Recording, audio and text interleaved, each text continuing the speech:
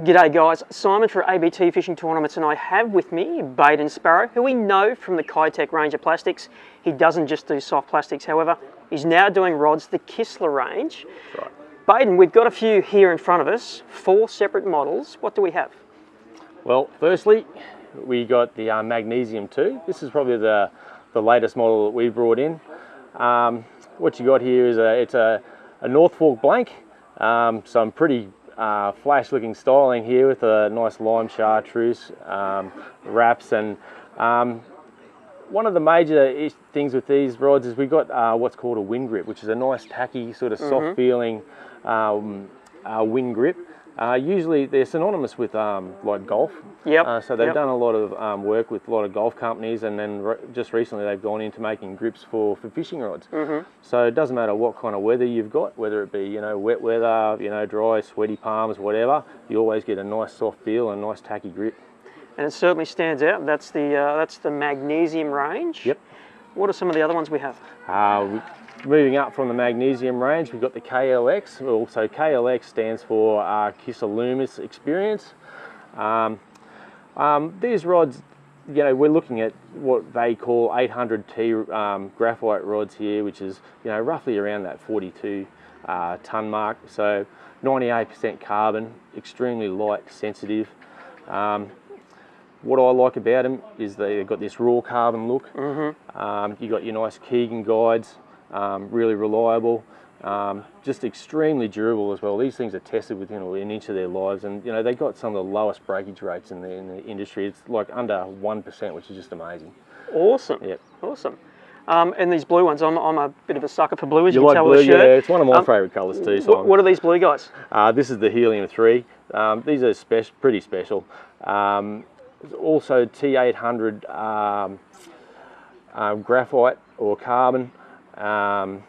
It's a high strain carbon, so just a little bit more advanced than the KLXs, and generally as a rule, faster actions than the KLXs, where your KLXs are sort of designed for, more specifically for your crankbaiting. Those treble lures where you want a slower taper. Yeah, where you want to keep those trebles into bass. These are slightly faster actions, so it goes up to your rods for mangrove jack, where you want to pull them out of heavy pontoons and heavy cover and stuff like that. This is a rod for you. If you want to fish spinner baits, jerk baits, you want that nice rip with your jerk baits, and the Helium 3s, that's perfect for that. You can set that hook, lock up, and get the fish out. That's it. You can get them out. Yeah, plenty of power. Now, closest to us, we have the Top Shelf range. What is it? That is the Z-Bone, Simon. As you can see, gorgeous looking rod. I think with Kistler, you get that handmade look and feel. The epoxy is just perfect, and with the Z-Bone, it's just cutting edge technology. So